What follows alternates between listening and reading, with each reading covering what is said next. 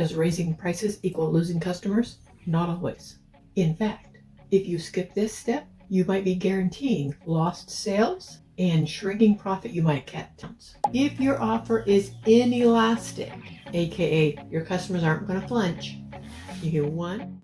I'm Tony, small business strategist and plant-obsessed problem solver who's helped businesses nationwide. This video is part of my pricing series. Whether you run a shop, a service, or a seasonal business, this video is for you. Let's call it your price sensitivity check or wiggle test, whatever works. You want to know how elastic prices are for your customers? Ask yourself these questions. Do you have a lot of direct competition? Can your customers easily find 3 to 5 other options, either online or locally? Have you lost sales to cheaper options recently? If so, the answer is probably yes. You do have a lot of direct competition. Is your offer a need or a nice to have? The more essential your product or your service, the more room you have to adjust your pricing. Plumbing in an emergency? Inelastic. Fancy dog sweaters? Elastic. And remember, the answer is usually not business-wide and goes by product by product. And trust me, you already know which is which. Question 3, can they DIY it or find it cheaper online? If your customers can Google it, YouTube it, or Amazon Prime it, they'll flinch if your price doesn't seem justified. Are they coupon chasers or are they value buyers? Coupon chasers are always looking for the next deal, even if it's just pennies. Value buyers care more about the outcome, the value, and the trust, even if you raise prices.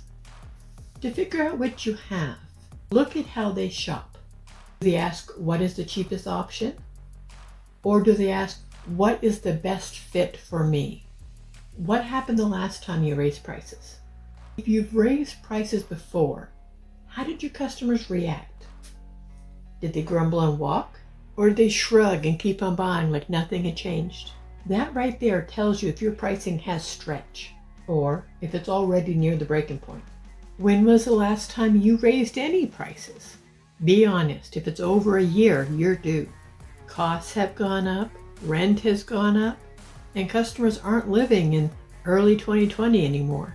Waiting too long doesn't make you loyal. It makes you the one footing the bill for being unwilling to check your prices.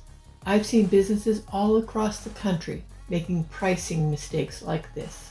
Raising prices on elastic items, ones without wiggle room, and tanking sales, and not raising prices on inelastic things that do have the wiggle room, and leaving a lot of money on the table. Let me make it real for you. Here's how elasticity shows up in every business like yours. If your price is elastic, that means that demand shifts wildly depending upon where your price is. Garden center common annuals, things that they can find at big box stores. That price is elastic. The demand will change when you shift prices. Rare collector plants that are hard to find, inelastic. The demand's not going to change depending upon your prices. How about an auto shop? Oil changes, elastic. The demand will change because there's so many other options that you are competing on price for this one. Specialty repairs, inelastic. The demand's not going to change. If they need that repair, they need it done. The demand isn't going to change for that specialty repair depending upon what your price is. Same business, different elasticities. The trick is knowing which side you're standing on the elasticity line before you touch your pricing.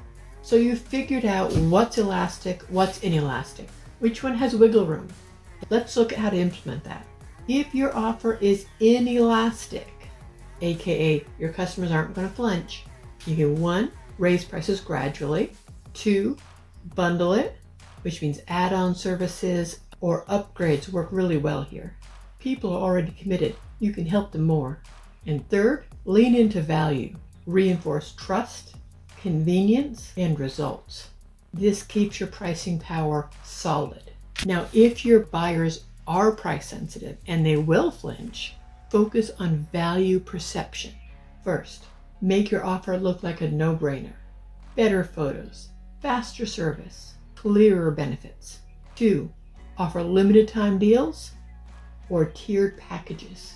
A little urgency or clarity gives them a reason to buy now, not someday. And 3, create exclusivity to nudge decisions. Position it like a seasonal drop or a members only offer.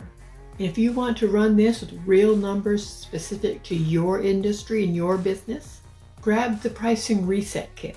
It's linked below.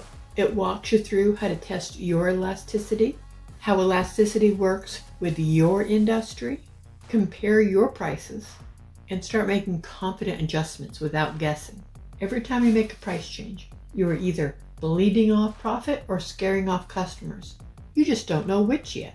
It's about strategy, knowing what you can move, what needs to hold, because your competitor is probably guessing. You won't be.